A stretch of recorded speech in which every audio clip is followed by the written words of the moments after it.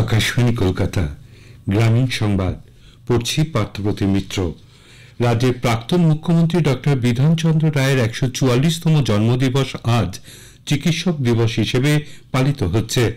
আজ ডক্টর রায়ের প্রয়াণ বার্ষিকীও। দিনটি স্মরণে রাজ্য সরকার সব সরকারি ও আধা সরকারি অফিস এবং বিদ্যালয় অর্ধ দিবস ছুটি ঘোষণা করেছে। রাজ্যপাল ডক্টর সিভি আনন্দ বোস, মুখ্যমন্ত্রী মমতা ব্যানার্জি চিকিৎসক দিবসে এই পরিষেবার সঙ্গে যুক্ত সকলকে শুভেচ্ছা জানিয়েছেন। বিভিন্ন জেলাতেও নানা অনুষ্ঠানের আয়োজন করা হয়েছে। হাওড়ায় ইন্ডিয়ান মেডিকেল অ্যাসোসিয়েশনের উদ্যোগে একটি বিশেষ সভায় যোগ দেন সংগঠনের কর্মকর্তারা। উচ্চশিক্ষা পোর্টালের মাধ্যমে শিক্ষকদের সাধারণ বদলির ক্ষেত্রে স্থগিতাদেশের মেয়াদ বাড়িয়েছে রাজ্য সরকার।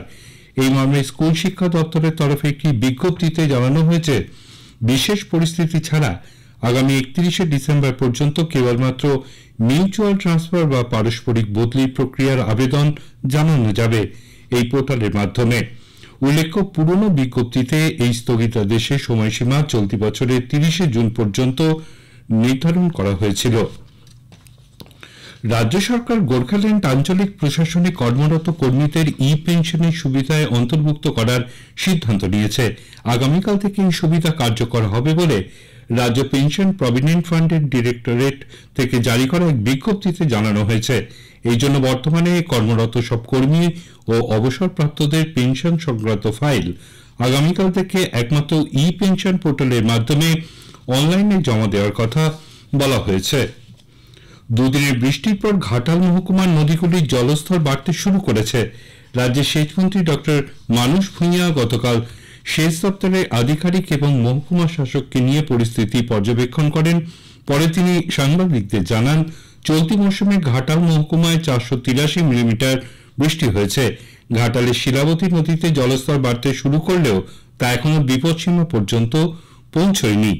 যদি পুনরায় বন্যা পরিস্থিতির সৃষ্টি হয় তাহলে দুর্গতদের উদ্ধার করে আশ্রয় শিবিরে নিয়ে আসা হবে। প্রশাসন পরিস্থিতি মোকাবিলায় তৎপর রয়েছে বলেও তিনি জানান। দক্ষিণ চব্বিশ পরগনার পাথর প্রতিমা এক ব্যক্তির পুকুরে কুমির উদ্ধারকে কেন্দ্র করে গতকাল চাঞ্চল্য ছড়ায়। কার্জন ক্রিক নদী টপকে ওই কুমির ব্রজবল্লভপুর গ্রাম পঞ্চায়েতের রাক্ষসখাটির বাসিন্দা এক ব্যক্তির পুকুরে ঢুকে পড়ে।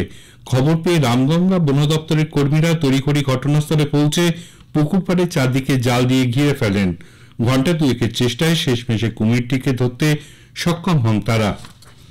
পূর্ব বর্ধমানের জামালপুরে 6 বছরের নাবালিকাকে ধর্ষণের দায়ে প্রতিবেশী যুবককে 10 বছরের সশ্রম কারাদণ্ডের নির্দেশ দিয়েছে বর্ধমানের পক্সো আদালত। একই সঙ্গে 10,000 টাকা জরিমানা ওনার দায়ে আরও 3 মাস কারাবাস এবং ক্ষতিপূরণ বাবদ নাবালিকাকে 3 লক্ষ টাকা দেওয়ার নির্দেশ দিয়েছেন বিচারক। উত্তর পশ্চিম বঙ্গোপসাগরের উপর নিম্নচাপ অঞ্চলটি ধীরে ধীরে পশ্চিম উত্তর পশ্চিম দিকে অগ্রসর হচ্ছে। এর সঙ্গে বিস্তৃত সক্রিয় মৌসুমী অক্ষরেখার ফলে রাজ্যের প্রায় সব জেলাতেই সারা সপ্তাহ জুড়ে বিক্ষিপ্ত বৃষ্টির সম্ভাবনা রয়েছে বলে জানিয়েছে আবহাওয়া দপ্তর। গ্রামীণ সংবাদ শেষ হল। এর পরের খবর 12টা বেজে 50 মিনিটে।